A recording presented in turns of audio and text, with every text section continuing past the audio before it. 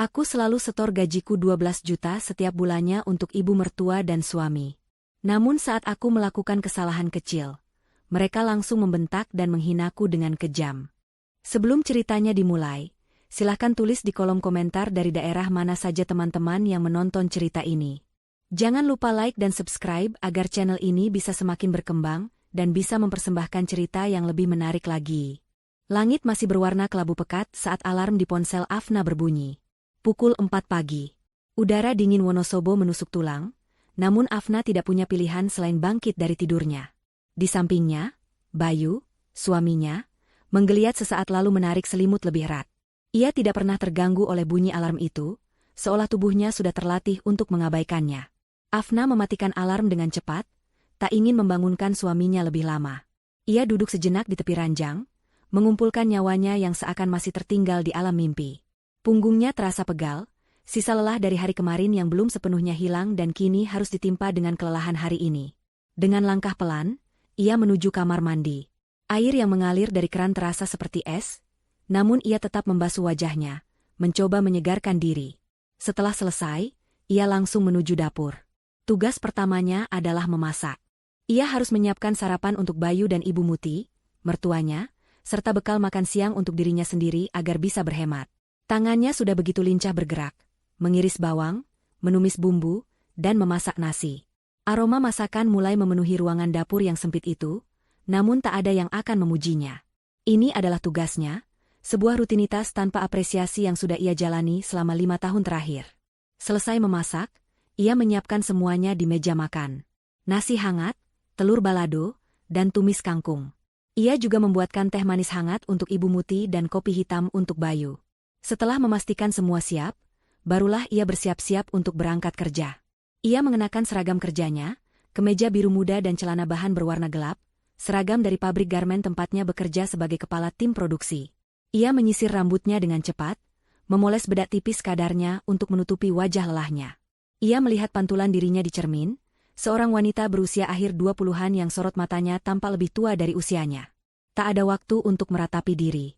Ia harus segera berangkat jika tidak mau terlambat. Sebelum pergi, ia membangunkan Bayu dengan lembut. "Mas, bangun. Sudah pagi. Sarapannya sudah siap di meja." Bayu hanya bergumam, matanya masih terpejam. "Iya, nanti." Afna menghela napas. Selalu seperti ini. Ia kemudian mengetuk pintu kamar Ibu Muti. "Ibu, Afna berangkat kerja dulu. Sarapan sudah siap di meja." Terdengar sahutan dari dalam, "Iya." Singkat dan tanpa basa-basi. Afna meraih tasnya, memasukkan kotak bekal, lalu mencium tangan Bayu yang masih setengah tertidur. Ia melangkah keluar rumah saat azan subuh mulai berkumandang. Jalanan masih sepi. Ia berjalan menuju pangkalan ojek di ujung gang, untuk mengejar angkutan umum pertama yang akan membawanya ke pabrik. Perjalanan memakan waktu hampir 1 jam, di dalam angkutan yang penuh sesak dengan para pekerja lain yang wajahnya sama lelahnya dengan wajah Afna. Mereka semua adalah pejuang keluarga, berangkat sebelum matahari terbit dan pulang setelah matahari terbenam. Di pabrik, Afna adalah seorang yang berbeda. Ia adalah kepala tim yang tegas, cekatan, dan dihormati oleh anak buahnya. Ia bertanggung jawab memastikan target produksi tercapai setiap hari. Suara deru mesin jahit yang tak henti-hentinya menjadi musik pengiring hidupnya selama 8 jam, kadang lebih jika ada lembur. Ia harus memeriksa kualitas jahitan, memastikan tidak ada cacat, dan memotivasi timnya yang berjumlah 20 orang. Tanggung jawabnya besar, tekanannya pun tinggi. Atasannya menuntut kesempurnaan, dan Afna selalu berusaha memberikan yang terbaik. Siang itu, saat sedang istirahat makan siang, notifikasi yang ia tunggu-tunggu akhirnya masuk ke ponselnya. Gaji bulanannya sudah ditransfer oleh perusahaan. Afna membuka aplikasi mobile banking di ponselnya. Angka yang tertera di layar membuatnya tersenyum sejenak. Hasil kerja kerasnya selama sebulan penuh. Namun, senyum itu tidak bertahan lama. Ia tahu persis apa yang harus ia lakukan selanjutnya. Dengan jari-jarinya yang sedikit gemetar karena lelah, ia membuka menu transfer. Ia mengetikkan nomor rekening Bayu, lalu memasukkan nominal transfer. 70% dari gajinya. Jumlah yang sangat besar, menyisakan hanya sedikit untuk kebutuhannya sendiri dan untuk ditabung. Di kolom keterangan, ia mengetik, untuk kebutuhan rumah tangga dan ibu. Ini adalah ritual bulanannya. Bayu bekerja sebagai staf administrasi di sebuah perusahaan swasta kecil. Gajinya, menurut pengakuannya, hanya cukup untuk ongkos bensin, rokok, dan jajan pribadinya. Maka, seluruh biaya hidup rumah tangga, mulai dari belanja bulanan, bayar listrik, air, cicilan motor, hingga uang pegangan untuk Ibu Muti, semua menjadi tanggungan Afna. Afna tidak pernah mempermasalahkannya. Baginya, ini adalah bentuk baktinya sebagai seorang istri dan menantu. Ia hanya berharap pengorbanannya dihargai. Sore harinya, Afna pulang dengan tubuh yang terasa remuk. Lembur 1 jam membuatnya ketinggalan angkutan yang biasa ia naiki, memaksanya menunggu lebih lama. Saat tiba di rumah, matahari sudah hampir tenggelam. Ia membuka pintu dan pemandangan yang menyambutnya membuat hatinya mencelos. Piring-piring kotor bekas sarapan dan mungkin makan siang masih menumpuk di meja makan. Bungkus makanan ringan dan remah-remahnya berceceran di depan televisi. Rumah dalam keadaan berantakan. Dari ruang tengah, terdengar suara Ibu Muti yang sedang asyik melakukan panggilan video dengan teman-teman arisannya. Afna bisa mendengar dengan jelas suara mertuanya yang ceria dan sedikit pamer. "Iya dong, Jeng. Ini tas baru, kemarin baru dibeliin sama Bima. Katanya bonus dari kantornya cair. Anakku itu memang sukses kerjaannya. Alhamdulillah," kata Ibu Muti sambil mengarahkan kamera ponselnya ke tas tangan berwarna coklat yang tergeletak di sofa. Dada Afna terasa sesak. Tas itu. Ia tahu persis tas itu. 2 hari yang lalu, Ibu Muti merajuk minta dibelikan tas itu setelah melihatnya di etalase toko saat mereka kebetulan lewat. Dan Afna, dengan sisa uang belanja bulan lalu, yang membelikannya. Bukan Bayu. Bayu bahkan tidak tahu menahu soal tas itu. Tapi di depan teman-temannya, Ibu Muti dengan bangga menyebut nama anak kesayangannya. Nama Afna, menantunya yang bekerja banting tulang, tidak pernah disebut. Afna memilih untuk tidak mengatakan apa-apa. Ia meletakkan tasnya di kamar, berganti pakaian dengan daster sederhana, lalu mulai melakukan tugas keduanya, membersihkan rumah. Ia mengumpulkan piring-piring kotor dan membawanya ke dapur. Ia menyapu lantai yang penuh remah, mengelap meja yang lengket. Ibu Muti sama sekali tidak beranjak dari tempat duduknya, masih asyik mengobrol dan tertawa, seolah kehadiran Afna yang sedang sibuk membersihkan kekacauan di sekitarnya tidak terlihat. Setelah hampir 1 jam, rumah akhirnya kembali rapi dan bersih. Afna kemudian mulai mencuci piring kotor yang sudah menggunung di wastafel. Saat itulah Bayu pulang kerja. Ia masuk rumah, melepas sepatunya sembarangan, dan langsung duduk di sofa sambil menyalakan televisi. "Sayang, tolong buatin kopi," katanya tanpa menoleh ke arah Afna yang berada di dapur. "Iya, Mas. Sebentar, ini cuci piring dulu," jawab Afna, suaranya sedikit bergetar menahan lelah. Setelah menyelesaikan cucian piring terakhir, ia membuatkan kopi untuk suaminya dan teh hangat untuk mertuanya. Ia menyajikannya di ruang tengah. Ibu Muti baru saja selesai dengan panggilan videonya. Saat Afna meletakkan cangkir teh di meja, Ibu Muti menatapnya sekilas. "Lain kali kalau mau beli pembersih lantai, beli yang wangi lavender ya. Ibu tidak suka wangi lemon seperti ini, bikin pusing." Hanya itu. Tidak ada ucapan terima kasih karena rumah sudah bersih. Tidak ada pertanyaan apakah Afna lelah setelah seharian bekerja. Hanya ada keluhan dan perintah baru. Afna hanya bisa mengangguk dan berkata, "Iya, Bu." Ia kemudian duduk di sebelah suaminya, berharap bisa beristirahat sejenak.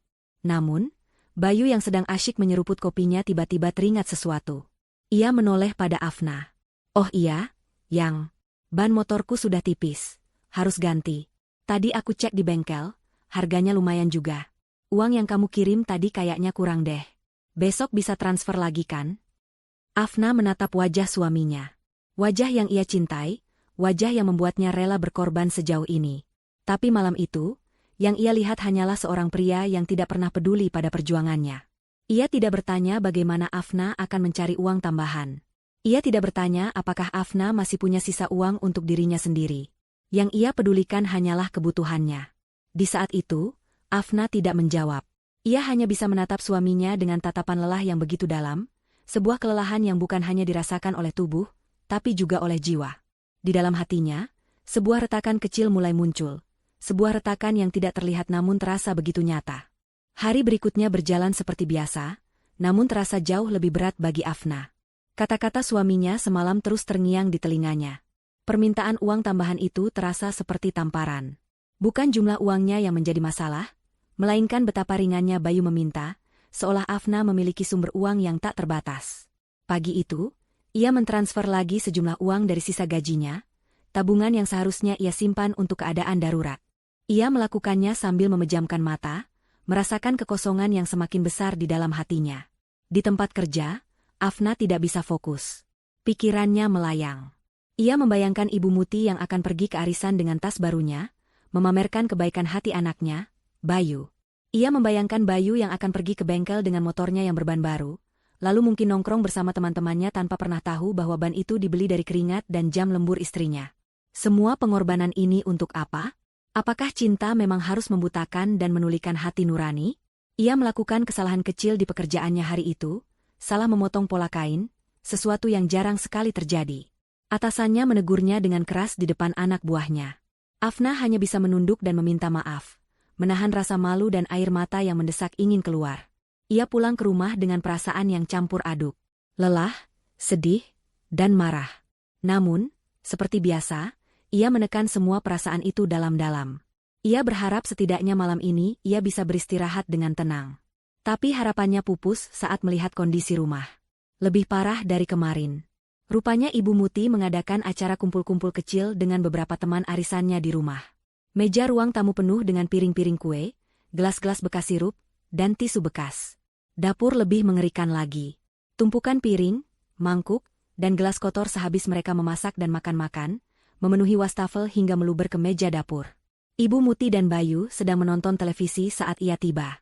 Mereka tampak santai, seolah pesta pora yang menghasilkan kekacauan itu adalah hal yang wajar. Nah, itu Afna sudah pulang, kata Ibu Muti tanpa menoleh.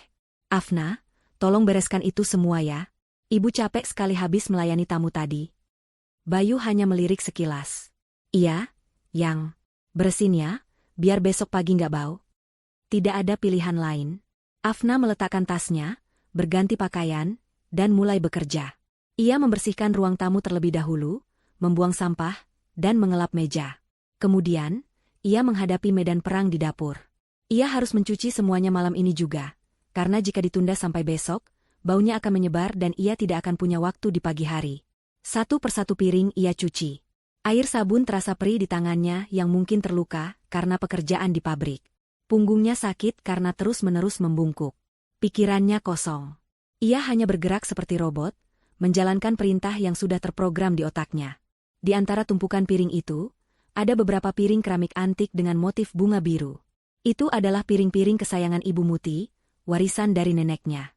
Ibu Muti hanya akan mengeluarkannya jika ada tamu istimewa. Afna memegangnya dengan sangat hati-hati. Ia tahu betapa berharganya piring itu bagi mertuanya. Saat ia sedang membilas salah satu piring antik tersebut, tubuhnya yang sudah mencapai batas lelahnya seakan berkhianat. Tangannya yang licin karena sabun tiba-tiba kehilangan cengkeramannya. Praaang.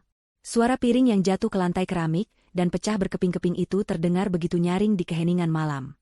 Suaranya seakan memecah mantra robotik yang menguasai Afna. Ia terdiam, menatap nanar serpihan keramik yang berserakan di kakinya. Jantungnya berdebar kencang. Dalam sekejap, Ibu Muti sudah berdiri di ambang pintu dapur. Matanya membelalak saat melihat piring kesayangannya yang sudah hancur. Wajahnya yang semula santai berubah merah padam karena amarah. Astaga! Piringku! Pekiknya histeris. Ia menatap Afna dengan tatapan penuh kebencian. Apa yang kamu lakukan? Kamu sengaja, ya?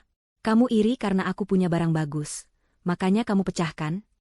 Tidak, Bu. Afna tidak sengaja. Tangan Afna licin. Coba Afna membela diri, suaranya bergetar. Tapi pembelaannya sia-sia. Amarah Ibu Muti sudah meledak. Alasan. Bilang saja kamu itu ceroboh. Perempuan bodoh tak becus kerja.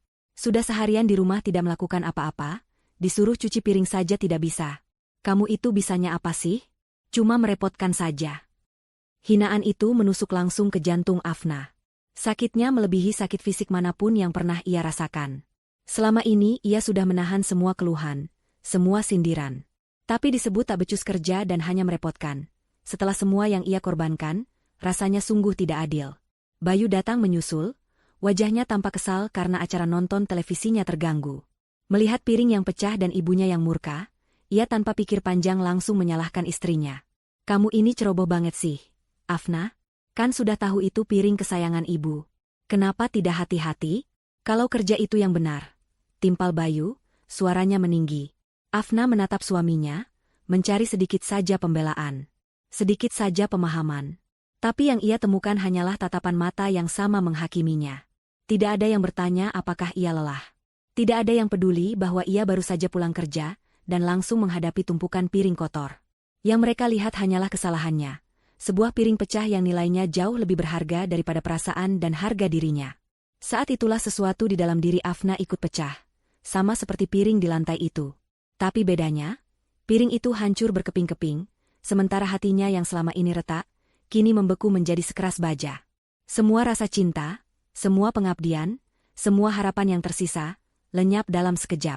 Digantikan oleh kekosongan yang dingin dan keputusan yang bulat.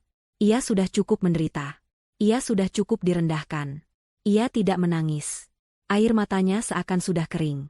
Ia juga tidak membantah lagi. Ia hanya menatap Ibu Muti dan Bayu bergantian dengan tatapan yang belum pernah mereka lihat sebelumnya. Tatapan yang kosong, dingin, dan tanpa emosi. Maaf, hanya itu kata yang keluar dari bibirnya. Sebuah kata maaf yang bukan berarti penyesalan, melainkan perpisahan. Ia berbalik, melangkahi serpihan piring itu tanpa rasa takut terluka. Ia berjalan lurus menuju kamarnya, mengabaikan omelan Ibu Muti yang masih terdengar di belakangnya. Di dalam kamar, ia menutup pintu dengan pelan. Suara televisi dari ruang tengah terdengar lagi. Bagi mereka, drama sudah selesai. Bagi Afna, ini adalah sebuah awal yang baru. Dengan gerakan yang tenang dan terukur, ia membuka lemari. Bukan untuk mengambil sapu dan pengki untuk membersihkan pecahan piring. Ia mengambil sebuah tas ransel kecil yang tersembunyi di bagian paling bawah. Tas yang dulu ia gunakan saat masih kuliah. Ia membukanya, lalu memasukkan beberapa helai pakaian ganti, dompetnya, dan sebuah buku tabungan rahasia atas namanya sendiri. Tabungan yang ia kumpulkan sedikit demi sedikit dari sisa uang gajinya, yang ia sisihkan tanpa sepengetahuan Bayu. Ia selalu berpikir itu untuk masa depan, untuk keadaan darurat. Dan sekarang adalah keadaan darurat itu. Terakhir, ia menatap jari manisnya. Cincin kawin emas yang melingkar di sana terasa begitu berat dan dingin. Dengan gerakan perlahan, ia melepaskan cincin itu.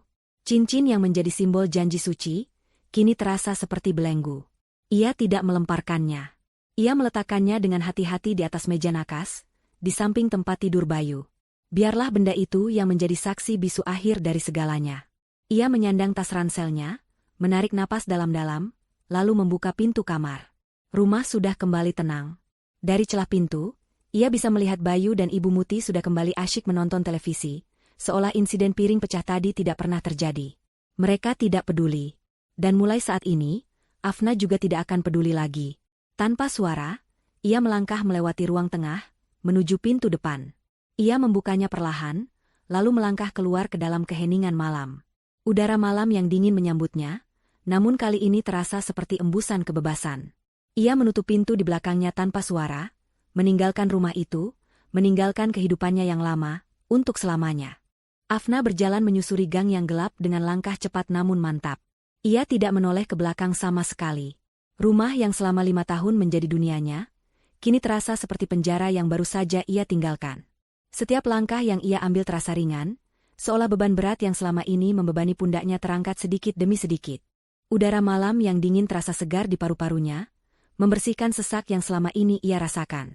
Ia sampai di pangkalan ojek dan langsung meminta diantar ke alamat sahabatnya, Dinda. Sepanjang perjalanan, ia menatap lampu-lampu kota yang berkelip seperti bintang buatan. Kota ini sama, namun ia merasa berbeda. Ia bukan lagi Afna yang penurut dan lemah. Malam ini, ia telah lahir kembali. Pintu rumah Dinda diketuknya dengan pelan. Tak lama kemudian, Dinda muncul dengan wajah mengantuk yang langsung berubah menjadi kaget saat melihat Afna berdiri di depan pintunya dengan tas ransel. "Afna, kamu kenapa malam-malam begini?" tanya Dinda cemas, menarik Afna masuk ke dalam rumah. Di ruang tamu kecil yang hangat itu, Afna akhirnya menceritakan semuanya. Bukan dengan tangisan histeris, melainkan dengan suara yang datar dan tenang. Ia menceritakan tentang piring yang pecah, tentang hinaan Ibu Muti, dan tentang bagaimana Bayu ikut menyalahkannya. Ia menceritakan tentang bagaimana hatinya akhirnya mati rasa. Dinda mendengarkan dengan seksama, tangannya mengepal menahan amarah. Dinda adalah satu-satunya orang yang tahu secuil penderitaan Afna, tapi ia tidak pernah tahu bahwa situasinya sudah separah ini. Sudah kuduga. Laki-laki pengecut dan ibu manja itu memang keterlaluan. geram Dinda. Keputusanmu sudah benar. Af, kamu tidak pantas diperlakukan seperti itu. Menginaplah di sini, selama yang kamu mau. Rumahku adalah rumahmu juga. Afna menatap sahabatnya dengan sorot mata penuh terima kasih. Terima kasih, Din. Aku tidak akan merepotkanmu lama-lama. Aku punya sedikit tabungan. Besok aku akan memulai sesuatu. Malam itu, untuk pertama kalinya setelah sekian lama, Afna tidur di sebuah tempat di mana ia tidak merasa terancam atau dihakimi. Ia tidur di sofa ruang tamu Dinda, namun rasanya lebih nyenyak daripada tidur di ranjang empuknya sendiri. Ia tidak bermimpi apa-apa. Tidurnya lelap dan damai. Keesokan paginya, Afna bangun dengan perasaan yang benar-benar baru. Saat membuka mata, ia tidak disambut oleh kewajiban memasak atau membersihkan rumah. Ia disambut oleh aroma kopi yang dibuatkan Dinda. Mereka sarapan bersama sambil membicarakan rencana Afna. Jadi, apa rencanamu? Tanya Dinda. Afna tersenyum tipis. Sebuah senyum tulus pertama yang terlihat di wajahnya setelah sekian lama. Aku mau membuat kue. Dinda mengerutkan keningnya. Membuat kue? Maksudmu, untuk dijual? Afna mengangguk mantap. Ia lalu beranjak mengambil tasnya dan mengeluarkan sebuah buku catatan yang sudah usang dengan sampul kain batik. Ini buku resep nenekku. Dulu, sebelum menikah, aku sering sekali membuat kue-kue ini dan menjualnya ke teman-teman kampus. Kata mereka, kuenya enak. Dinda mengambil buku itu dan membukanya. Halamannya berisi tulisan tangan yang rapi, resep-resep kue tradisional dan modern. Aku ingat. Bolu tape buatanmu itu juara. Kenapa kamu berhenti membuatnya? Bayu tidak suka aku sibuk di dapur untuk hal lain selain memasak untuknya. Dan Ibu Muti bilang, perempuan itu lebih baik fokus kerja kantoran daripada melakukan hal-hal tidak jelas seperti membuat kue. Jawab Afna, nadanya datar, tanpa emosi. Amarah Dinda kembali tersulut. Mereka benar-benar racun dalam hidupmu. Oke, lupakan mereka. Sekarang kita fokus pada bisnismu. Apa nama yang bagus untuk merek kuemu? Mereka berdiskusi dengan semangat. Akhirnya, sebuah nama terpilih. Kue Hati Afna. Nama yang sederhana namun penuh makna. Itu bukan hanya sekadar kue, tapi juga curahan hati Afna, sebuah awal baru yang ia bangun dari puing-puing hatinya yang hancur. Siang itu juga, mereka bergerak. Menggunakan sebagian uang dari tabungan rahasia Afna, mereka pergi ke toko peralatan rumah tangga. Afna membeli sebuah oven listrik baru yang lebih besar dari oven lamanya yang sudah rusak, sebuah mixer, dan berbagai macam loyang serta peralatan memanggang lainnya. Melihat Afna yang begitu bersemangat memilih barang-barang itu, Dinda ikut merasakan kebahagiaan sahabatnya. Ia melihat binar di mata Afna yang selama ini redup. Setelah itu, mereka pergi ke pasar tradisional untuk membeli bahan-bahan berkualitas terbaik. Tepung, telur, gula, mentega, dan bahan-bahan khas untuk resep neneknya. Sore itu, dapur kecil Dinda berubah menjadi surga yang wangi. Afna bergerak dengan begitu lincah dan penuh gairah. Tangannya yang biasa digunakan untuk mengawasi jahitan di pabrik, kini dengan lihai mengaduk adonan, menakar bahan, dan membentuk kue. Dinda memperhatikannya dengan takjub. Sahabatnya yang selama ini ia kenal sebagai sosok yang murung dan lelah, kini tampak hidup dan bersinar. Aroma manis dari bolu tape, legitnya lapis legit, dan gurihnya kue lumpur memenuhi setiap sudut ruangan.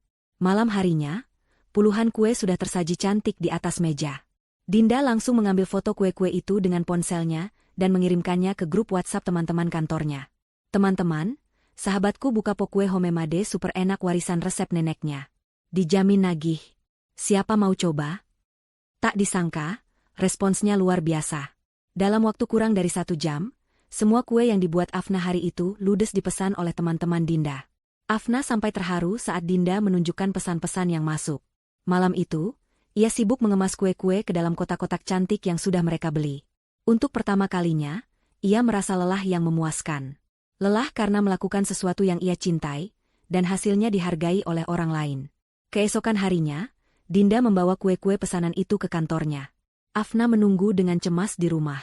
Sepanjang hari ia membersihkan dapur Dinda hingga berkilap, lalu mulai menyusun daftar belanja untuk pesanan hari berikutnya. Sore hari, Dinda pulang dengan wajah berseri-seri. Ludes, Af, dan semua orang suka. Mereka bilang kuemu enak banget, rasanya otentik. Bahkan bosku mau pesan lagi untuk rapat besok, kata Dinda penuh semangat. Afna tersenyum lega. Ini adalah validasi yang ia butuhkan. Bukan pujian kosong, tapi pengakuan tulus atas hasil karyanya. Malam itu, ponsel Dinda terus berbunyi. Pesanan untuk lusa dan hari-hari berikutnya mulai berdatangan. Mereka berdua sampai kewalahan mencatatnya. Afna sadar ia tidak bisa terus-menerus merepotkan Dinda. Ia harus segera mencari tempat sendiri. 3 hari setelah ia pergi dari rumah, saat ia sedang beristirahat sejenak setelah menyelesaikan gelombang kedua pesanan, sebuah telepon masuk ke ponselnya. Nomornya tidak dikenal. Afna ragu untuk mengangkatnya, takut jika itu adalah Bayu atau Ibu Muti. Tapi Dinda mendorongnya untuk menjawab. "Halo, selamat sore," sapa Afna dengan suara sedikit ragu. "Selamat sore. Apa benar ini dengan pemilik dari Kue Hati Afna?" tanya suara seorang pria di seberang telepon. Suaranya terdengar profesional dan ramah. Jantung Afna berdebar. "Iya, benar. Saya sendiri. Perkenalkan, saya Rama, dari IO Bintang Gemilang. Maaf, saya mendapatkan nomor ibu dari salah satu klien saya, Bu Siska, yang bekerja di kantor teman Anda. Kebetulan kemarin beliau menyajikan kue dari Anda dalam sebuah pertemuan, dan saya sempat mencicipinya. Terus terang, saya sangat terkesan. Bolu tapenya luar biasa." Afna terdiam, tidak tahu harus merespons apa. Pria bernama Rama itu melanjutkan. "Begini, Bu Afna. Kebetulan akhir pekan ini kami sedang menangani acara gathering tahunan untuk sebuah bank besar. Kami membutuhkan penyedia snack dalam jumlah yang cukup besar, sekitar 500 box. Apakah Ibu Afna bersedia dan sanggup untuk menerima pesanan ini?" Afna merasa lututnya lemas. 500 box? Ia belum pernah menangani pesanan sebesar itu. Dapur Dinda terlalu kecil. Peralatannya pun mungkin tidak akan cukup. Keraguan menyelimuti dirinya. Bisakah ia melakukannya? Rama seakan bisa merasakan keraguan Afna. "Saya tahu ini mendadak dan jumlahnya besar. Tapi kami sangat menyukai cita rasa kue Anda yang otentik. Tentu saja, untuk pesanan sebesar ini, kami akan memberikan uang muka sebesar 50%. Bagaimana, Bu Afna?" Afna menatap Dinda yang berdiri di sampingnya. Dinda mengangguk dengan kuat, matanya seolah berkata, "Ambil. Kamu bisa." Melihat dukungan dari sahabatnya, Afna menarik napas dalam-dalam, mengumpulkan seluruh keberaniannya. Ini adalah sebuah lompatan besar. Sebuah pertaruhan. Tapi ia tidak akan pernah tahu jika tidak mencobanya. "Baik, Pak Rama. Saya terima pesananannya," jawab Afna, suaranya kini terdengar mantap dan penuh keyakinan. Ini adalah kesempatan emasnya, gerbang menuju kebebasan finansial dan kehidupan baru yang ia impikan. Pagi hari setelah Afna pergi, Bayu terbangun karena sinar matahari yang menyorot langsung ke matanya, bukan karena alarm atau guncangan lembut dari istrinya. Ia menggeliat, tangannya meraba-raba sisi ranjang yang kosong di sebelahnya. Dingin. Ia membuka matanya perlahan, menyadari Afna tidak ada di sana. Awalnya ia tidak berpikir macam-macam. Mungkin Afna sudah bangun lebih dulu dan sedang di dapur, pikirnya. Ia bangkit dari tempat tidur dengan malas, dan saat itulah matanya menangkap sesuatu yang berkilau di atas meja nakas. Cincin kawin Afna. Jantung Bayu berdesir sesaat. Ia mengambil cincin itu, terasa dingin di telapak tangannya. Ia berjalan keluar kamar, memanggil nama istrinya. "Afna, sayang." Tidak ada jawaban. Rumah terasa sunyi. Ia memeriksa dapur, kamar mandi, tidak ada tanda-tanda keberadaan Afna. Ia melihat ke lemari pakaian, dan menyadari beberapa helai pakaian Afna hilang, begitu juga dengan tas ransel lamanya. Bayu mulai mengerti. Afna benar-benar pergi. Tapi bukannya panik, perasaan pertama yang muncul adalah kejengkelan. Dasar perempuan, begitu saja merajuk. Paling-paling nanti juga pulang kalau uangnya sudah habis. Gumamnya pada diri sendiri. Ia masuk ke kamar ibunya. Ibu Muti sedang bersantai di tempat tidur sambil bermain ponsel. "Bu, Afna pergi dari rumah," lapor Bayu dengan nada datar. Ibu Muti meletakkan ponselnya, wajahnya menunjukkan ekspresi meremehkan. "Oh ya? Baguslah. Biar dia tahu rasa. Perempuan itu memang harus sesekali diberi pelajaran, jangan terlalu dimanja. Nanti juga kalau sudah tidak punya pegangan, dia akan pulang sambil merangkak minta maaf. Sudah, tidak usah dipikirkan. Ibu lapar, mana sarapan?" Bayu baru sadar, tidak ada makanan apapun di meja makan. Tidak ada aroma masakan, tidak ada kopi panas yang biasa menunggunya. Perutnya mulai keroncongan. Dengan kesal, ia memesan bubur ayam melalui aplikasi online untuk dirinya dan ibunya. Hari pertama tanpa Afna mereka lalui dengan santai. Mereka menikmati kebebasan mereka. Tidak ada yang mengomel jika mereka menaruh barang sembarangan. Tidak ada yang menyuruh mereka segera mandi. Mereka memesan makanan dari luar 3 kali sehari, menghabiskan uang tanpa perhitungan. Bagi mereka, ini seperti liburan singkat. Namun, memasuki hari ketiga, suasana mulai berubah.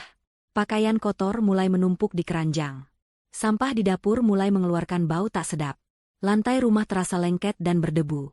Mereka berdua sama-sama malas dan tidak terbiasa melakukan pekerjaan rumah tangga. Ibu Muti hanya bisa memerintah, sementara Bayu selalu mencari alasan untuk menghindar. "Bayu, cuci piring itu. Jorok sekali," kata Ibu Muti sambil menutup hidung saat melewati dapur.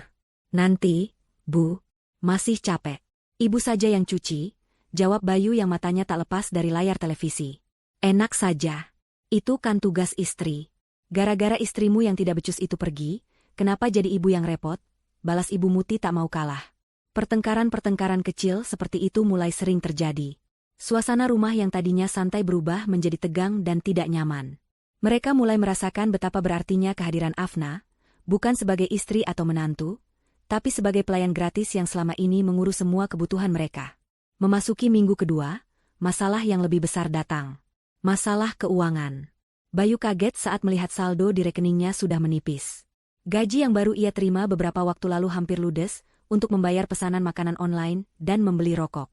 Ia benar-benar lupa bahwa semua tagihan bulanan akan segera jatuh tempo. Pesan pertama datang dari aplikasi dompet digital. Pengingat bahwa tagihan listrik pasca bayar belum terbayar dan akan segera jatuh tempo. Bayu mengabaikannya. Pesan kedua datang melalui SMS, notifikasi cicilan motor yang harus dibayarkan paling lambat tanggal 25. Jantung Bayu mulai berdebar sedikit lebih kencang. Ia mencoba menelepon Afna, tapi nomornya tidak aktif. Ia mulai merasa sedikit cemas. Kecemasan itu berubah menjadi kepanikan saat Ibu Muti mendatanginya dengan wajah gusar. "Bayu, ini sudah tanggalnya bayar arisan. Mana uangnya? Ibu malu nanti kalau tidak bayar." Teman-teman sudah mulai menagih di grup. Bayu menggaruk kepalanya yang tidak gatal. "Uangku tinggal sedikit, Bu. Cuma cukup untuk bensin sampai akhir bulan." Mata Ibu Muti membelalak. "Sedikit bagaimana? Gajimu kemana? Biasanya kan Afna yang selalu kasih uang ke Ibu." "Ya kan biasanya Afna yang bayar semuanya. Aku tidak tahu kalau akan jadi begini," balas Bayu dengan nada tinggi, frustrasinya memuncak. Ini adalah pertengkaran hebat pertama mereka tentang uang. Ibu Muti menyalahkan Bayu yang tidak bisa bersikap tegas pada Afna, sementara Bayu menyalahkan ibunya yang terlalu boros dan banyak menuntut. Keduanya sama-sama tidak mau mengakui bahwa mereka salah, karena terlalu bergantung pada Afna. Hari pertemuan arisan pun tiba. Ibu Muti tidak punya pilihan. Dengan berat hati dan rasa malu, ia memutuskan untuk tidak datang. Ia mematikan ponselnya, tidak mau melihat rentetan pesan tagihan dari teman-temannya. Ia hanya berbaring di kamar, meratapi nasibnya. Namun, dunia luar tidak membiarkannya tenang. Salah satu temannya yang paling nyinyir dan selalu menganggapnya saingan, Jeng Rika, kebetulan melihatnya kemarin sore. Saat itu, Ibu Muti, karena terpaksa dan kelaparan, pergi ke warung kelontong di ujung gang untuk membeli beras eceran 1 liter dan beberapa bungkus mie instan. Sebuah pemandangan yang sangat kontras dengan citranya yang selalu pamer kemewahan. Jeng Rika, dengan ponsel canggihnya, tidak menyia-nyiakan kesempatan itu. Ia mengambil foto Ibu Muti dari kejauhan, lalu dengan cepat mengirimkannya ke grup WhatsApp arisan mereka. Foto itu menunjukkan Ibu Muti dengan daster kusamnya, sedang menenteng kantong plastik berisi beras dan mie instan. Di bawah foto itu, Jeng Rika menambahkan keterangan yang sangat pedas. "Loh, katanya menantu dan anak sukses. Kok beli berasnya ngeteng dan makannya mie instan? Katanya kemarin habis dibeliin tas baru, kok hari ini arisan tidak datang? Jangan-jangan tasnya KW lagi." Dalam sekejap, grup itu menjadi ramai. Notifikasi di ponsel Ibu Muti yang baru saja ia nyalakan, berbunyi tanpa henti. Dengan tangan gemetar, ia membuka grup itu. Hatinya hancur berkeping-keping saat membaca rentetan komentar yang menertawakannya, merendahkannya, dan menggunjingnya. Semua kebohongan yang ia bangun selama ini runtuh dalam sekejap. Citranya sebagai sosialita terhormat hancur lebur. Rasa malu yang ia rasakan begitu hebat, seolah ribuan jarum menusuk wajah dan harga dirinya. Ia melempar ponselnya ke dinding hingga layarnya retak. Ia menangis meraung-raung di dalam kamarnya, bukan karena merindukan Afna, tapi karena meratapi kehancuran status sosialnya. Karma pertamanya telah tiba, disajikan dengan pedas melalui layar ponsel. Uang muka dari pesanan besar itu masuk rekening Afna keesokan paginya. Saat notifikasi muncul di layar ponselnya, Afna menatap deretan angka itu dengan mata terbelalak. Jumlahnya lebih besar dari seluruh tabungan rahasia yang ia kumpulkan selama bertahun-tahun. Uang itu terasa nyata dan tidak nyata pada saat yang bersamaan. Nyata karena itu adalah hasil dari keahliannya yang diakui. Tidak nyata karena ia tidak pernah membayangkan bisa memegang uang sebanyak itu atas namanya sendiri. Ini bukan pemberian, bukan sisa dari gaji yang ia serahkan pada suaminya. Ini adalah miliknya. Perasaan itu, perasaan memiliki kendali penuh atas hasil kerja kerasnya sendiri, adalah sesuatu yang baru dan sangat memberdayakan. Namun, euforia itu segera digantikan oleh kecemasan. 500 box dalam waktu kurang dari 3 hari. Dapur Dinda yang mungil jelas tidak akan sanggup menampung produksi sebesar itu. Ovennya kecil dan meja kerjanya terbatas. Ia dan Dinda duduk bersama, membuat daftar semua hal yang mereka butuhkan. Jumlah bahan yang harus dibeli sangat banyak. Puluhan kilogram tepung, ratusan butir telur, berkilo-kilo mentega dan gula. Mereka juga butuh ruang yang jauh lebih besar. Kita tidak mungkin mengerjakannya di sini. Af, kita butuh dapur yang lebih besar, setidaknya dengan 2 atau 3 oven, kata Dinda sambil menggaruk kepalanya. Afna berpikir keras. Ia teringat pada Bu Susi, seorang kenalan lama ibunya di Wonosobo yang memiliki usaha catering kecil-kecilan dari rumahnya. Rumah Bu Susi besar dan dapurnya dirancang untuk produksi skala rumahan. Dengan sedikit ragu, Afna mencoba menghubungi wanita parubaya yang baik hati itu. Ia menjelaskan situasinya, tentang pesanan mendadak yang ia terima dan kebutuhannya akan tempat produksi yang lebih layak. Di luar dugaan, Bu Susi menyambutnya dengan tangan terbuka. Tentu saja, enduk. Pakai saja dapur ibu. Kebetulan akhir pekan ini sedang tidak ada pesanan besar. Anggap saja membantu sesama perajin usaha. Bayar seikhlasnya saja untuk listrik dan gasnya, jawab Bu Susi dengan ramah. Hati Afna terasa hangat oleh kebaikan yang tak terduga itu. Siang itu juga, ia dan Dinda langsung berbelanja semua bahan yang dibutuhkan. Mereka mengisi penuh bagasi mobil Dinda dengan karung-karung tepung, peti-peti telur, dan semua keperluan lainnya. Mereka kemudian menuju rumah Bu Susi. Benar saja, dapur Bu Susi sangat luas dan bersih, dilengkapi dengan 2 oven besar dan meja stainless steel yang panjang. Tempat itu adalah surga bagi Afna. Maka, dimulailah maraton membuat kue selama 2 hari 2 malam. Afna menjadi komandannya. Ia membagi tugas dengan efisien.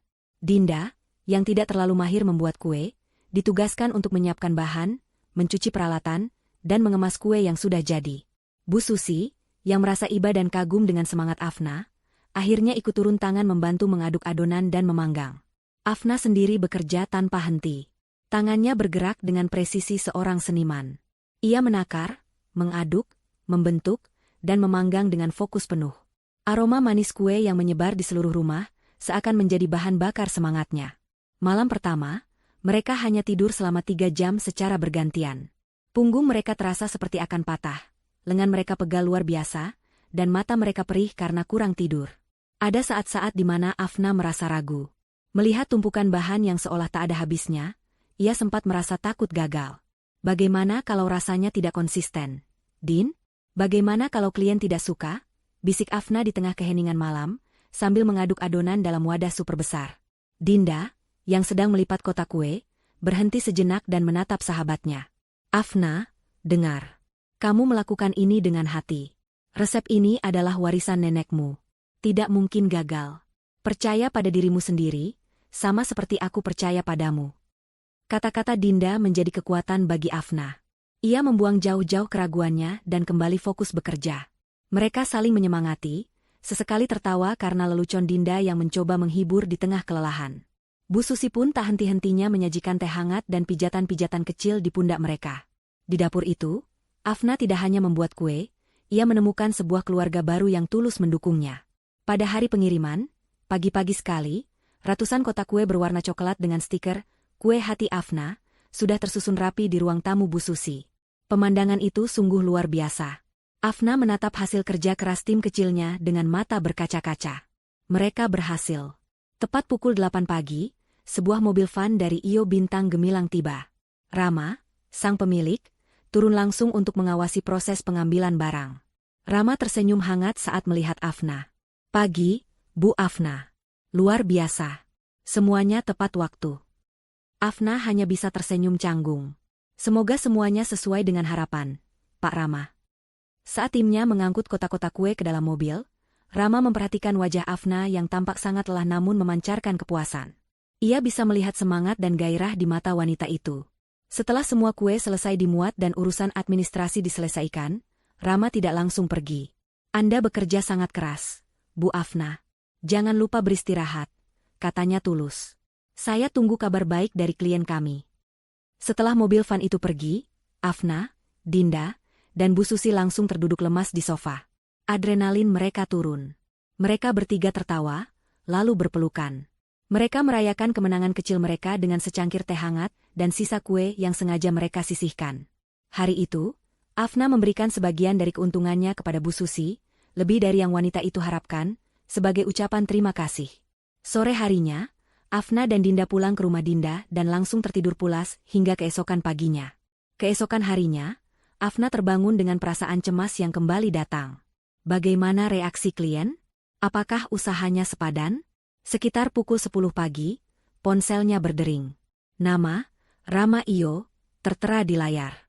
Jantungnya berdebar kencang saat mengangkat telepon. Halo, Pak Rama. Halo, Bu Afna. Saya tidak akan basa-basi. Klien kami, pihak bank, sangat-sangat puas.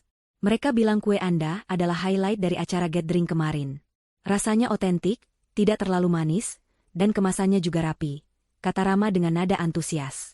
Bahkan direktur utama mereka secara pribadi meminta kartu nama Anda. Sepertinya Anda akan mendapatkan kontrak tetap dari mereka.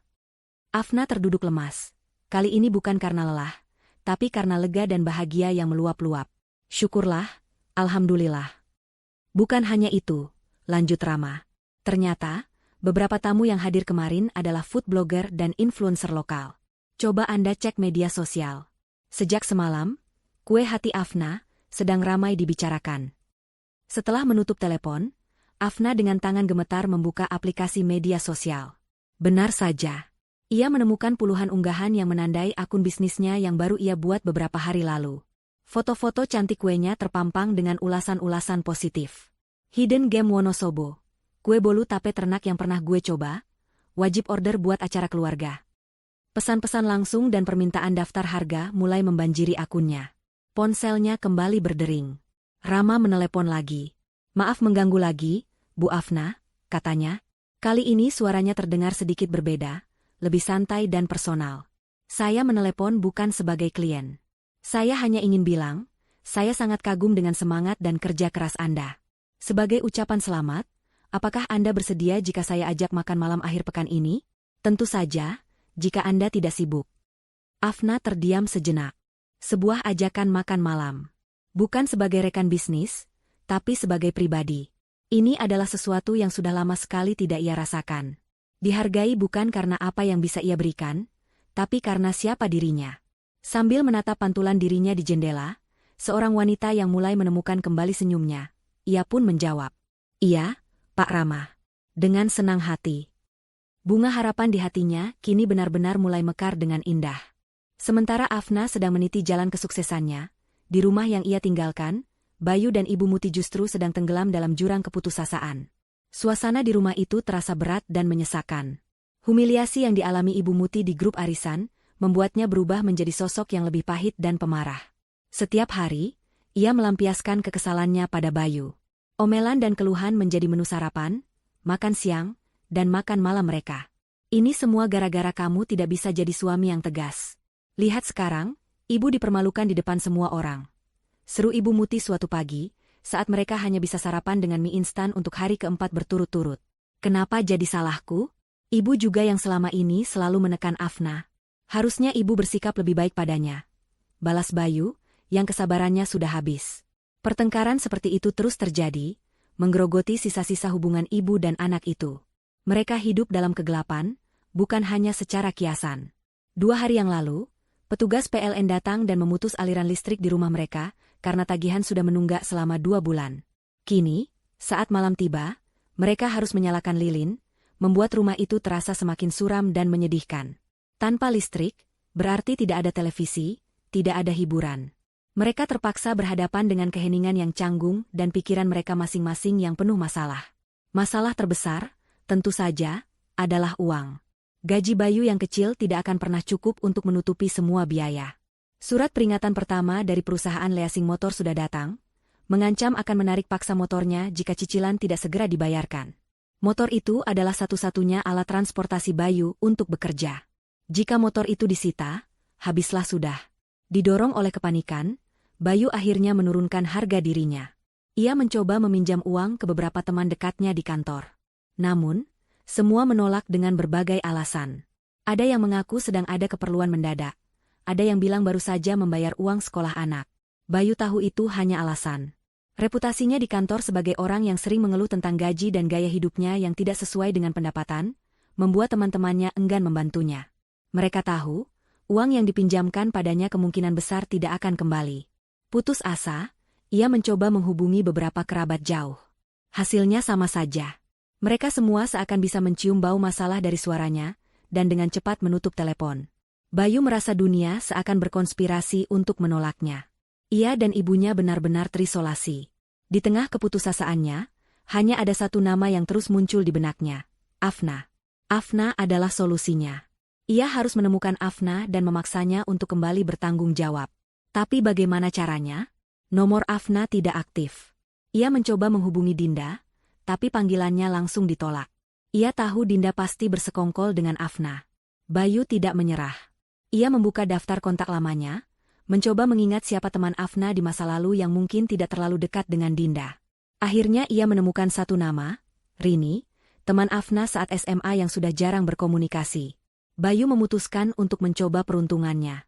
Ia menyusun sebuah cerita bohong di kepalanya. Ia menelepon Rini. Setelah basa-basi sejenak, ia langsung ke pokok permasalahan. Rin, maaf mengganggu. Begini, ponsel Afna hilang kemarin. Semua kontaknya hilang. Dia butuh menghubungimu untuk urusan penting, tapi tidak hafal nomormu. Kebetulan aku masih simpan nomormu. Boleh minta tolong kirimkan nomor Afna yang baru? Sepertinya dia sudah ganti nomor. Rini, yang tidak tahu apa-apa tentang masalah rumah tangga mereka, percaya begitu saja. Oh, begitu? Kasihan sekali. Tentu, Mas. Sebentar aku kirimkan nomornya. Kebetulan 2 hari lalu dia baru menghubungiku, mengabari kalau ganti nomor. Hati Bayu bersorak. Rencananya berhasil. Tak lama kemudian, sebuah pesan masuk dari Rini, berisi deretan angka yang menjadi satu-satunya harapannya. Tanpa membuang waktu, Bayu langsung menekan tombol panggil. Di seberang sana, Afna sedang berada di ruko kecil yang rencananya akan ia sewa untuk toko kuenya. Ia sedang mengukur ruangan bersama Dinda, membayangkan di mana ia akan meletakkan etalase, oven, dan meja kasir.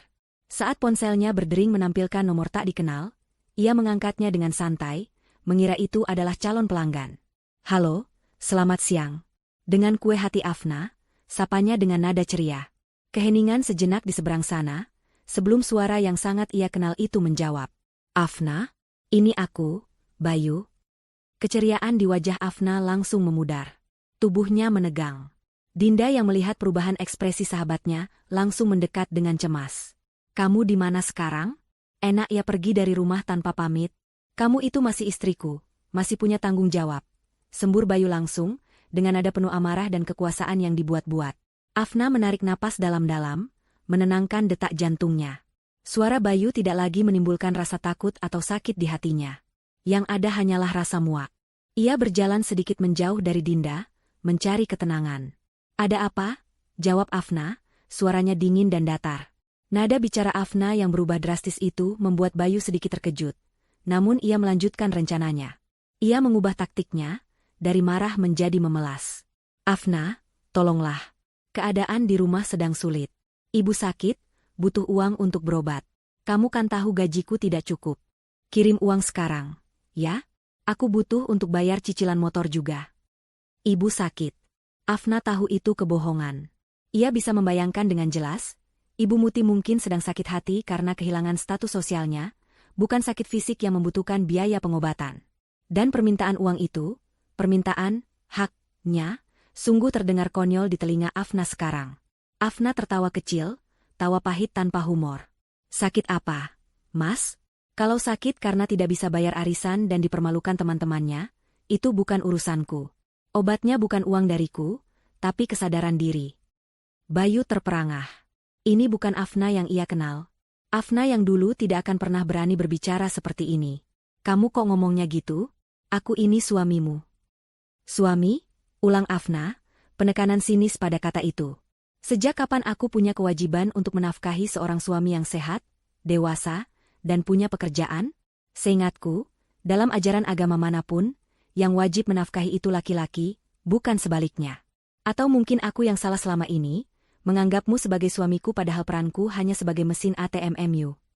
Kata-kata Afna begitu tajam dan tepat sasaran, membuat Bayu tidak bisa berkutik. Ia kehabisan kata-kata. Semua argumennya patah. Afna melanjutkan, suaranya tetap tenang namun mematikan. Dengar, Bayu. Jangan pernah menghubungiku lagi untuk meminta uang atau menyuruhku pulang. Babak kehidupanku denganmu dan ibumu sudah selesai. Aku sudah menutup bukunya. Afna, jangan. Sebelum Bayu bisa menyelesaikan kalimatnya, Afna mengucapkan kalimat terakhirnya. Nomor yang Anda tuju, tidak mengenali Anda. Klik. Afna memutus panggilan itu. Jarinya kemudian dengan cepat menekan opsi, blokir kontak. Selesai. Ia menatap layar ponselnya, lalu menghela napas panjang. Rasanya seperti baru saja membuang sampah terakhir dari hidupnya. Ia berbalik menatap Dinda, dan untuk pertama kalinya, ia tersenyum dengan tulus, senyum kelegaan yang murni. Sementara itu, di rumahnya yang gelap dan pengap, Bayu masih memegang ponsel di telinganya. Suara nada sambung yang terputus terdengar begitu memekakan. Ia menatap ponselnya dengan tatapan tidak percaya. ATM-nya bukan hanya sedang offline atau rusak. ATM itu telah ditutup secara permanen, dan kini ia sadar, ia tidak punya kartu lain untuk bertahan hidup. Di rumah yang gelap dan pengap itu, keheningan yang ditinggalkan oleh panggilan telepon yang terputus terasa lebih berat daripada kebisingan manapun. Bayu menatap ponselnya dengan nanar. Kata-kata terakhir Afna terngiang di telinganya seperti gema yang mengejek. Nomor yang Anda tuju, tidak mengenali Anda. Sebuah kalimat sederhana yang menghancurkan harapan terakhirnya. Penolakan itu begitu mutlak, begitu dingin, hingga ia merasa seolah sebuah pintu baja telah dibanting di depan wajahnya. Ia tidak lagi merasa marah. Kemarahan telah menguap, digantikan oleh gelombang kepanikan murni yang dingin. Selama ini, di dasar hatinya, ia selalu percaya Afna akan kembali. Ia berpikir perpisahan ini hanyalah sebuah drama, sebuah rajukan panjang dari seorang istri yang butuh perhatian. Ia tidak pernah benar-benar percaya bahwa Afna sanggup bertahan hidup tanpanya. Kini, ia sadar betapa salahnya ia. Afna bukan hanya bertahan, ia telah memutuskan semua ikatan.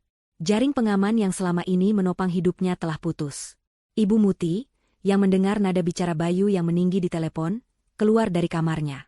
Bagaimana? Kapan dia akan mentransfer uangnya? Tanyanya dengan nada tidak sabar. Bayu menatap ibunya dengan tatapan kosong. Dia tidak akan mengirim apa-apa, Bu. Dia menutup teleponnya. Dia memblokir nomorku. Wajah Ibu Muti yang penuh harap langsung berubah menjadi cemberut. Apa maksudmu? Kamu ini bagaimana? Meminta uang pada istrimu sendiri saja tidak bisa.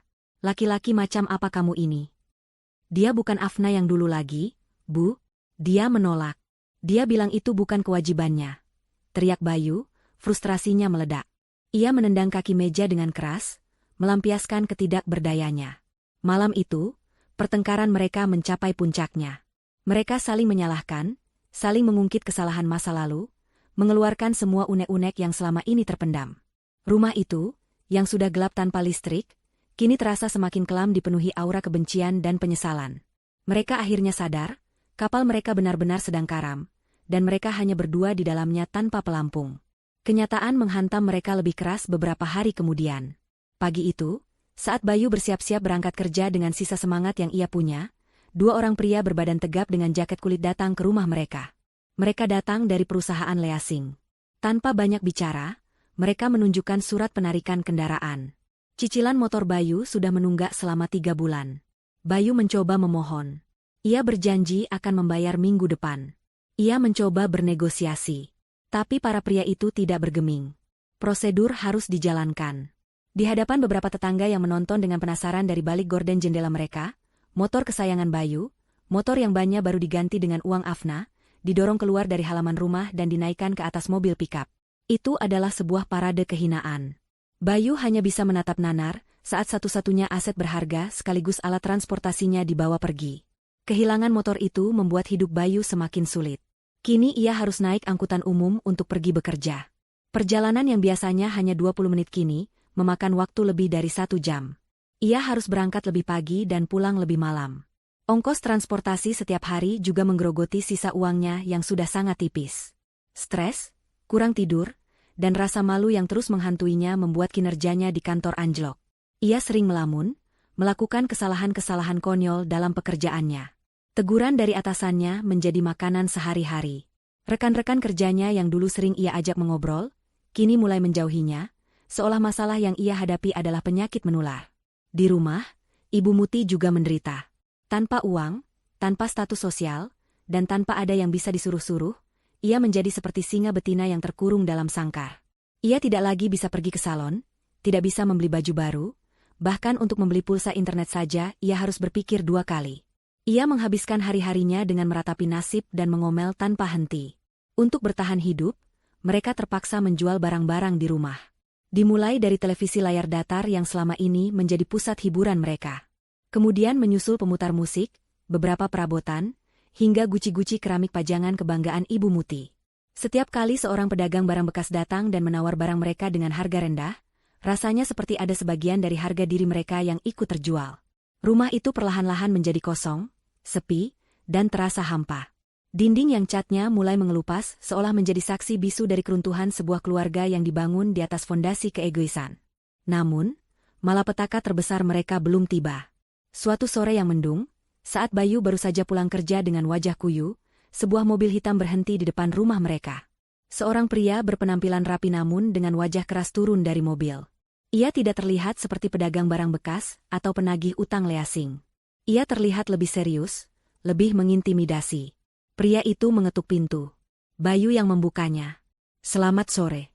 Bisa bicara dengan Bapak Bayu?" tanyanya dengan suara berat. "Saya sendiri," jawab Bayu, jantungnya mulai berdebar tak menentu. Pria itu tersenyum tipis. "Saya datang dari Bank Swakarsa. Nama saya Heri. Saya bagian penagihan khusus." Ia lalu menyerahkan sebuah map coklat pada Bayu. "Ini adalah surat peringatan terakhir untuk tunggakan kartu kredit dan pinjaman pribadi atas nama Anda." Bayu merasa darahnya surut dari wajahnya. Kartu kredit, pinjaman pribadi. Ia benar-benar lupa soal itu. Selama masih ada Afna, ia selalu bisa membayar tagihan minimum setiap bulan sehingga tidak menimbulkan masalah. Tapi sejak Afna pergi, ia sama sekali tidak pernah membayarnya. Ibu Muti, yang mendengar ada tamu, keluar dari kamarnya. "Siapa, Bayu?" Pria bernama Heri itu melirik Ibu Muti sekilas sebelum kembali menatap Bayu. "Total tunggakan Anda, termasuk bunga dan denda keterlambatan, sudah mencapai 87 juta rupiah." "Apa?" Ibu Muti memekik. Ia menatap Bayu dengan tidak percaya. 87 juta? Utang apa sebanyak itu, Bayu?" Bayu tidak bisa menjawab. Mulutnya terasa terkunci. Utang itu adalah akumulasi dari gaya hidup mereka selama bertahun-tahun. Uang yang ia gunakan untuk mentraktir teman-temannya, untuk membelikan ibunya perhiasan-perhiasan imitasi agar terlihat mewah, untuk menutupi pengeluaran yang jauh lebih besar dari pendapatan. Semua itu ia lakukan secara diam-diam di belakang Afna. Ia selalu berpikir bisa mengendalikannya. Tapi kini bom waktu itu akhirnya meledak. Pak Heri melanjutkan dengan nada tanpa kompromi. "Pihak bank sudah kehilangan kesabaran. Kami memberikan Anda waktu 1 minggu untuk membayar setidaknya 30% dari total tunggakan. Jika tidak, kami akan memproses ini ke jalur hukum dan memulai prosedur penyitaan aset yang ada di dalam rumah ini, sesuai dengan alamat yang terdaftar." Pria itu tidak menunggu jawaban. Ia hanya mengangguk singkat, lalu berbalik badan, masuk ke dalam mobilnya dan pergi, meninggalkan Bayu dan Ibu Muti yang berdiri mematung di ambang pintu. Di tangan Bayu, map coklat itu terasa seberat batu. Rumah mereka, satu-satunya peninggalan dari almarhum ayah Bayu, kini terancam disita. Keruntuhan mereka bukan lagi sekadar retakan, melainkan sebuah lubang hitam yang siap menelan mereka bulat-bulat. Beberapa bulan berlalu. Sementara Bayu dan Ibu Muti berjuang untuk tidak tenggelam, kehidupan Afna justru sedang berlayar menuju cakrawala yang cerah. Setelah kesuksesan pesanan dari Iyo Bintang Gemilang, nama, Kue Hati Afna, semakin dikenal di Wonosobo. Pesanan terus mengalir. Tidak hanya dari perorangan untuk acara keluarga, tapi juga dari beberapa kafe dan kantor yang ingin kuenya menjadi sajian tetap. Dengan keuntungan yang ia kumpulkan dan sedikit pinjaman lunak dari Dinda, Afna akhirnya berhasil mewujudkan impiannya. Menyewa sebuah ruko kecil di lokasi yang cukup strategis dan mengubahnya menjadi toko kue pertamanya. Hari pembukaan toko adalah hari yang sangat emosional bagi Afna. Toko itu tidak besar, tapi sangat cantik dan hangat. Dindingnya dicat dengan warna krem yang lembut, etalase kacanya memajang aneka kue yang tertata rapi, dan aroma manis dari dapur di bagian belakang menguar hingga ke jalan, mengundang siapa saja yang lewat. Dinda, Bu Susi, dan beberapa teman baru yang ia kenal selama merintis usaha, semua datang untuk memberikan dukungan. Rama juga hadir. Hubungan mereka berkembang dari sekadar rekan bisnis menjadi sesuatu yang lebih dalam. Rama adalah pria yang baik, dewasa, dan yang terpenting, ia menghargai Afna sebagai seorang pribadi. Ia mengagumi semangat juang dan ketulusan Afna. Siang itu, ia datang tidak dengan tangan kosong, melainkan dengan sebuah papan bunga besar bertuliskan, "Selamat sukses untuk kue hati Afna. Dari penggemar nomor satumu, Rama." Pipi Afna merona saat membacanya. Untuk pertama kalinya, ia merasa dicintai dengan cara yang benar. Kehidupan barunya sangat sibuk, namun membahagiakan. Ia kini memiliki 2 orang karyawan untuk membantunya di toko. Hari-harinya diisi dengan menciptakan resep baru, melayani pelanggan dengan ramah, dan mengatur keuangan bisnisnya. Ia menjadi sosok wanita yang mandiri, percaya diri, dan penuh senyum. Bekas luka di hatinya mungkin masih ada, tapi kini tertutup oleh lapisan kebahagiaan dan rasa syukur yang tebal. Suatu hari, ia mendapat tawaran untuk berpartisipasi dalam sebuah acara, Festival Kuliner Wonosobo, yang akan diadakan selama akhir pekan di alun-alun kota. Ini adalah kesempatan besar untuk memperkenalkan mereknya ke khalayak yang lebih luas. Tanpa ragu, Afna menerima tawaran itu. Ia dan timnya mempersiapkan semuanya dengan sangat antusias. Mereka membuat kue dalam jumlah lebih banyak dari biasanya, merancang dekorasi stan yang menarik, dan mencetak brosur yang cantik. Pada hari pelaksanaan festival, stan Kue Hati Afna menjadi salah satu yang paling ramai. Dekorasi stan yang simpel namun elegan, serta aroma kue yang khas, berhasil menarik perhatian banyak pengunjung. Afna, dibantu oleh Dinda dan 1 karyawannya, sibuk melayani pembeli yang antre. Ia menyapa setiap pelanggan dengan senyum ramahnya, menjelaskan produknya dengan sabar, dan sesekali tertawa mendengar celotehan anak-anak yang menunjuk-nunjuk kue di etalase. Rama juga ada di sana, tidak untuk bekerja, tapi untuk membantu, membawakan minuman untuk Afna atau sekadar memastikan semuanya berjalan lancar. Di sisi lain kota, kehidupan Bayu semakin terpuruk. Setelah mendapat surat peringatan terakhir dari kantornya akibat kinerjanya yang terus menurun, ia terpaksa mengambil pekerjaan sampingan apapun yang bisa ia dapatkan untuk mengumpulkan uang demi membayar utangnya. Sore itu, ia bekerja sebagai juru parkir dadakan di area dekat alun-alun, membantu mengatur kendaraan pengunjung festival. Pekerjaan yang kasar, panas, dan jauh dari citra dirinya sebagai karyawan kantor. Saat sedang beristirahat sejenak sambil menyeka keringat, matanya tanpa sengaja menatap keramaian di dalam area festival. Ia melihat sebuah stan yang paling menonjol, dikerumuni oleh banyak orang. Karena penasaran, ia melangkahkan kakinya masuk ke dalam area festival. Semakin dekat ia ke stan itu, semakin jantungnya berdebar kencang. Ia seperti mengenali sesuatu. Dan saat ia berhasil menembus kerumunan, pemandangan di depannya membuatnya terpaku. Di tengah stan yang cantik itu, berdiri Afna, istrinya. Atau lebih tepatnya, mantan istrinya dalam proses. Tapi wanita yang ia lihat sekarang terasa seperti orang asing. Afna terlihat sangat berbeda. Ia mengenakan celemek bersih dengan logo usahanya, rambutnya ditata rapi, wajahnya dirias tipis namun terlihat sangat segar dan bersinar. Ia sedang tertawa, sebuah tawa lepas dan bahagia yang belum pernah Bayu lihat selama mereka menikah. Di sebelahnya, berdiri seorang pria tampan dan berpenampilan mapan, yang menatap Afna dengan sorot mata penuh kekaguman. Dada Bayu terasa sesak. Campuran antara keterkejutan, rasa tidak percaya, iri, dan amarah yang aneh bergejolak di dalam dirinya. Bagaimana mungkin? Bagaimana mungkin wanita yang ia anggap bodoh dan tidak becus kerja itu kini bisa berdiri di sana, sukses dan tampak begitu bahagia? Dan siapa pria itu? Pikiran-pikiran liar mulai memenuhi kepalanya. Ia merasa seperti pecundang. Dunianya yang sudah hancur, kini terasa seperti diinjak-injak. Tanpa pikir panjang, ia berbalik dan berlari. Bukan lari menjauh, tapi lari pulang. Ia harus memberitahu ibunya. Ibu Muti harus melihat ini. "Bu, Ibu," teriaknya begitu sampai di rumah kontrakan mereka yang sempit. Ibu Muti yang sedang melamun, terkejut. "Ada apa?" teriak-teriak. "Afna, Bu. Aku melihat Afna." Dia ada di festival di alun-alun. Dia buka usaha kue dan kelihatannya sangat sukses. Lapor Bayu dengan napas terengah-engah. Mata Ibu Muti yang tadinya sayu, kini menyala karena sebuah emosi yang lain. Bukan kebahagiaan, melainkan keserakahan dan delusi. Di kepalanya yang sudah dipenuhi keputusasaan, sebuah pikiran licik terbentuk. Sukses? Pasti dia memakai uang kita untuk modal. Uang yang seharusnya menjadi hakmu. Kita harus ke sana. Kita harus menuntut hak kita, katanya dengan suara berapi-api. Baginya, kesuksesan Afna adalah sebuah ketidakadilan.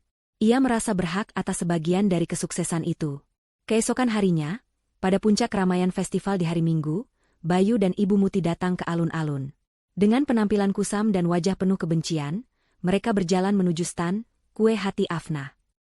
Mereka melihat pemandangan yang sama seperti kemarin. Afna yang sibuk, stan yang ramai, dan senyum yang tak pudar dari wajah mantan menantunya itu. Didorong oleh rasa putus asa dan keegoisan, mereka menerobos kerumunan pelanggan yang sedang antre. Mereka tidak peduli pada tatapan aneh orang-orang. Mereka berdiri tepat di depan meja stan, menciptakan suasana canggung yang langsung memecah keriuhan. Afna, yang sedang membungkus pesanan untuk seorang ibu, mendongak karena pelanggan di depannya tiba-tiba diam. Senyum di wajahnya membeku seketika. Di hadapannya, berdiri dua sosok dari masa lalunya yang paling kelam. Bayu dan Ibu Muti. Mereka menatapnya dengan tatapan tajam. Seluruh area di sekitar stan itu mendadak hening. Para pelanggan yang tadinya mengobrol, kini ikut terdiam, merasakan ketegangan yang luar biasa. Sebelum Afna sempat mengatakan apapun, Ibu Muti mengangkat dagunya tinggi-tinggi dan berteriak dengan suara melengking agar semua orang bisa mendengar. Afna, kamu ini istri durhaka. Sukses tapi lupa sama suami dan mertua. Dunia Afna seakan berhenti berputar. Semua mata kini tertuju padanya. Di tengah puncak kebahagiaan dan kesuksesannya, masa lalunya datang untuk menghancurkannya di depan semua orang. Jeritan Ibu Muti yang melengking itu membelah keramaian festival seperti pisau. Semua aktivitas di sekitar stan kue hati Afna berhenti total. Musik dari panggung utama yang tadinya terdengar riuh, kini seakan menjauh. Semua mata, puluhan pasang mata yang tadinya menatap kue dengan lapar, kini menatap Afna dengan rasa ingin tahu yang kejam. Wajah-wajah asing itu seolah menjadi juri dalam sebuah pengadilan terbuka, dan Afna adalah terdakwanya. Untuk sesaat, Afna merasa dunianya berguncang. Jantungnya seolah diremas, napasnya tercekat di tenggorokan.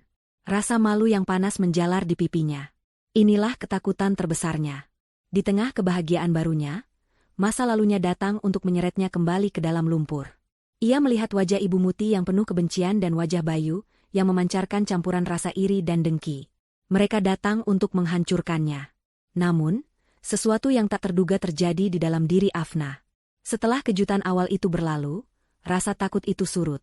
Digantikan bukan oleh kemarahan yang meledak-ledak, melainkan oleh ketenangan yang dingin. Ia menatap kedua orang di hadapannya, dan ia tidak lagi melihat mereka sebagai mertua atau suami yang memiliki kuasa atas dirinya. Ia melihat mereka apa adanya, dua orang asing yang putus asa dan menyedihkan. Wanita yang selama ini membayangi hidupnya kini tampak kecil dan ringkih. Pria yang pernah ia cintai kini tampak seperti seorang pecundang. Kekuatan mereka atas dirinya telah hilang. Dengan punggung yang tegak, Afna meletakkan kotak kue yang ada di tangannya. Ia pertama-tama menoleh kepada para pelanggannya yang masih berdiri terpaku. Dengan suara yang jelas dan tenang, yang bergetar hanya sedikit, ia berkata, "Bapak, Ibu, mohon maaf atas keributan ini. Mohon berikan saya waktu sebentar untuk menyelesaikan urusan pribadi saya." Sikapnya yang sopan dan terkendali itu di luar dugaan. Para penonton, yang mungkin tadinya mengharapkan drama penuh air mata, kini justru menatapnya dengan simpati. Kemudian, Afna membalikkan badannya, menatap lurus ke arah Ibu Muti dan Bayu. Sorot matanya tajam, tanpa air mata, tanpa rasa takut. "Istri durhaka?" Afna mengulang kata-kata itu dengan pelan, suaranya terdengar jelas di tengah keheningan. "Istri yang mana yang Ibu maksud? Apakah istri yang setiap hari bangun sebelum subuh untuk memasak dan membereskan rumah, lalu bekerja seharian untuk menafkahi keluarga, dan pulang hanya untuk membersihkan kekacauan yang kalian buat?" Ibu Muti tampak terkejut dengan perlawanan itu. Mulutnya membuka hendak menjawab, tapi Afna tidak memberinya kesempatan. "Lupa pada suami dan mertua," lanjut Afna, tatapannya kini beralih ke Bayu. "Suami yang mana? Suami yang gajinya hanya cukup untuk rokok dan bensin, lalu meminta uang tambahan dari istrinya untuk mengganti ban motor?" Atau mertua yang dengan bangga memamerkan tas baru yang dibeli dari uang menantunya, tapi di depan teman-temannya mengaku itu pemberian dari anaknya yang sukses. Setiap kalimat yang diucapkan Afna adalah fakta. Fakta yang ia lontarkan bukan dengan amarah, melainkan dengan ketenangan yang mematikan. Kerumunan orang mulai berbisik-bisik. Arah angin simpati kini berbalik sepenuhnya. Dan soal sukses, kata Afna lagi, matanya kembali menatap Ibu Muti. Ibu bilang saya sukses? Terima kasih. Tapi izinkan saya bertanya, saat saya sedang merintis usaha ini dari nol, begadang setiap malam di dapur sempit milik sahabat saya, tangan saya melepuh karena oven panas, punggung saya sakit karena mengangkat karung tepung, di mana kalian? Oh, saya ingat. Kalian mungkin sedang sibuk menyalahkan saya karena memecahkan sebuah piring. Piring yang bagi kalian ternyata jauh lebih berharga daripada harga diri saya. Jadi, jangan pernah datang ke sini dan menuntut hak apapun. Kalian sudah kehilangan hak itu saat kalian menyebut saya, perempuan bodoh tak becus kerja. Kalian kehilangan hak itu saat kalian menginjak-injak semua pengorbanan saya. Bayu dan Ibu Muti terdiam membisu. Wajah mereka pucat pasi. Semua kata-kata yang telah mereka siapkan seakan lenyap, ditelan oleh kebenaran yang diungkap Afna di depan umum. Mereka kini menjadi tontonan, objek cemoohan dalam drama yang mereka ciptakan sendiri. Saat itulah, Rama melangkah maju. Ia tidak mengatakan apa-apa pada Bayu atau Ibu Muti. Ia hanya berdiri di samping Afna, meletakkan tangannya dengan lembut di bahu wanita itu. Sebuah gestur kecil yang menunjukkan dukungan penuh. Kehadirannya yang tenang dan berwibawa membuat Bayu terlihat semakin kerdil. Rama kemudian memberi isyarat kepada 2 orang petugas keamanan festival yang sudah mendekat. Pak, mohon maaf. 2 orang ini membuat keributan dan mengganggu kenyamanan pengunjung serta pedagang di sini. Bisa tolong diamankan? Kata Rama dengan sopan namun tegas. Petugas keamanan itu mengangguk. Mereka mendekati Bayu dan Ibu Muti. Bapak, Ibu, mohon ikut kami. Jangan membuat keributan di sini. Ibu Muti mencoba meronta. Jangan sentuh saya. Saya ini ibunya. Tapi tidak ada yang peduli. Dengan rasa malu yang tak tertanggungkan, mereka digiring menjauh dari stan, melewati kerumunan orang yang menatap mereka dengan pandangan menghina. Teriakan Ibu Muti yang sia-sia perlahan menghilang di telan keramaian festival. Setelah mereka pergi, Afna menarik napas panjang. Anehnya, setelah mengeluarkan semua unek-uneknya, ia merasa lega. Sangat lega. Seorang ibu yang tadi antre menepuk lengannya dengan lembut. Mbaknya hebat. Sabar ya, Mbak. Tiba-tiba, pelanggan lain yang tadi hanya menonton, maju ke depan. Mbak, saya mau beli bolu tapenya 5 kotak. Seru seorang bapak. Yang lain pun ikut menyusul. Saya lapis legitnya, Mbak. Saya kue lumpurnya. Hari itu, stan Afna ludes terjual lebih cepat dari yang diperkirakan. Insiden yang seharusnya menjadi bencana, justru berubah menjadi berkat. Orang-orang tidak hanya membeli kuenya, mereka membeli cerita tentang kekuatan seorang wanita. Beberapa minggu setelah kejadian di festival itu, panen karma bagi Bayu dan Ibu Muti dimulai. Berita tentang insiden memalukan itu menyebar dari mulut ke mulut. Seorang rekan kerja Bayu ternyata ada di lokasi saat kejadian dan menceritakannya dengan detail di kantor. Citra Bayu hancur total. Dikombinasikan dengan kinerjanya yang sudah buruk dan reputasinya yang jelek, manajemen perusahaan akhirnya memutuskan untuk tidak memperpanjang kontrak kerjanya. Bayu resmi menjadi pengangguran. Bagi Ibu Muti, karma datang dalam bentuk kesunyian. Para kerabat yang mendengar cerita itu menjauhinya. Teman-teman arisannya yang dulu hanya menggunjingkannya di belakang, kini secara terang-terangan mengucilkannya. Saat ia mencoba menghubungi ketua arisan untuk bergabung kembali, pesannya hanya dibaca tanpa dibalas. Beberapa saat kemudian, ia menyadari namanya telah dikeluarkan dari grup WhatsApp itu. Ia benar-benar sendirian. Puncak dari kejatuhan mereka adalah saat batas waktu pembayaran utang dari bank habis. Tanpa pekerjaan dan tanpa sumber penghasilan, mereka tidak punya pilihan. Dengan berat hati, Bayu memasang papan bertuliskan, rumah ini dijual, di depan rumah peninggalan ayahnya. Mereka menjualnya dengan harga di bawah pasar, karena butuh uang cepat. Setelah melunasi utang di bank, sisa uangnya tidak banyak. Cukup untuk membuat mereka bertahan hidup selama beberapa bulan ke depan, tapi tidak cukup untuk mengembalikan kehidupan mereka yang dulu. Mereka mengemasi barang-barang mereka yang tersisa, meninggalkan rumah yang penuh kenangan pahit itu, dan pindah ke sebuah rumah kontrakan kecil di gang sempit di pinggiran kota. Karma telah terbayar lunas. Di meja makan kehidupan mereka yang kini kosong dan tanpa harapan. 5 tahun telah berlalu sejak hari terakhir Afna melihat Bayu dan Ibu Muti di tengah keramaian festival. 5 tahun adalah waktu yang panjang. Cukup untuk mengubah sebuah bibit menjadi pohon yang rindang, cukup untuk mengubah sebuah ruko kecil menjadi sebuah imperium, dan cukup untuk mengubah seorang wanita yang hancur menjadi sebuah inspirasi. Di Wonosobo, nama, kue hati Afna, kini bukan lagi sekadar merek kue, melainkan sebuah penanda kualitas, sebuah cerita sukses yang dibicarakan dengan nada kagum di setiap sudut kota. Toko pertama yang dulu disewa Afna dengan napas penuh harap, kini telah menjadi miliknya. Bangunannya sudah direnovasi menjadi sebuah kafe dan toko roti 2 lantai yang cantik. Dinding kacanya yang besar menghadap ke jalan utama, memamerkan etalase yang selalu penuh dengan kue-kue yang menggugah selera. Di lantai atas, terdapat ruang duduk yang nyaman dengan pemandangan ke arah pegunungan yang membiru di kejauhan.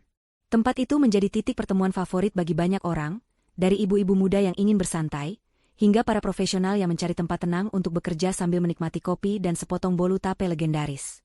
Namun, kesuksesan Afna tidak berhenti di situ. Mereknya telah merambah ke kota-kota besar di Jawa Tengah. 3 cabang baru telah dibuka di Semarang dan Yogyakarta, dikelola oleh para manajer yang ia latih sendiri. Lebih dari itu, kue hati Afna telah menjadi sebuah rumah. Usahanya kini mempekerjakan lebih dari 50 orang. Sebagian besar adalah wanita-wanita dari Wonosobo, para ibu rumah tangga yang memiliki semangat namun kekurangan kesempatan.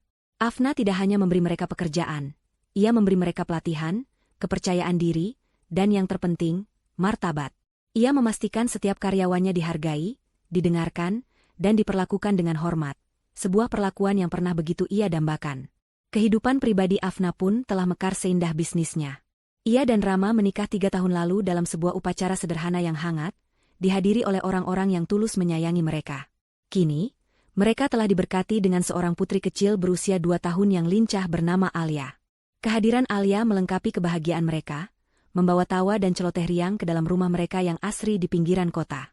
Rumah itu tidak terlalu besar, namun setiap sudutnya dipenuhi kehangatan dan cinta. Suatu minggu pagi yang cerah, pemandangan di dapur Afna adalah antitesis sempurna dari masa lalunya. Afna, dengan celemek bergambar bunga matahari, sedang mengajari Alia cara menaburkan keju di atas adonan kue kering. Tangan mungil Alia dengan gemas mencomot keju parut dan menaburkannya kemana-mana, lebih banyak yang jatuh ke lantai daripada ke atas adonan. Afna hanya tertawa melihatnya. Rama, yang baru selesai menyeduh kopi, datang menghampiri mereka. Ia tidak hanya menonton, tapi ikut berjongkok, membersihkan keju yang berceceran di lantai sambil ikut tertawa. Sepertinya kita punya calon master chef di sini, kata Rama sambil mencium pipi Alia yang belepotan tepung. Master of Mess, lebih tepatnya, balas Afna sambil tersenyum. Ia menatap wajah suami dan anaknya, hatinya meluap oleh rasa syukur yang begitu dalam. Inilah keluarga. Sebuah tim yang bekerja sama, tertawa bersama, dan saling mendukung tanpa syarat. Bukan hubungan transaksional yang penuh tuntutan dan tanpa penghargaan. Siang itu, setelah Alia tidur siang, Afna dan Rama duduk di teras belakang rumah mereka, menatap taman kecil yang mereka rawat bersama. Minggu depan ada undangan dari Dinas Pemberdayaan Perempuan. Mereka memintaku untuk menjadi pembicara di seminar untuk para perintis usaha wanita, kata Afna sambil menyeruput tehnya. Ambil saja, sayang. Ceritamu itu harus didengar lebih banyak orang. Kamu adalah bukti nyata bahwa tidak ada yang tidak mungkin, jawab Rama, matanya menatap Afna dengan penuh kebanggaan. Ini bukan pertama kalinya Afna diminta menjadi pembicara.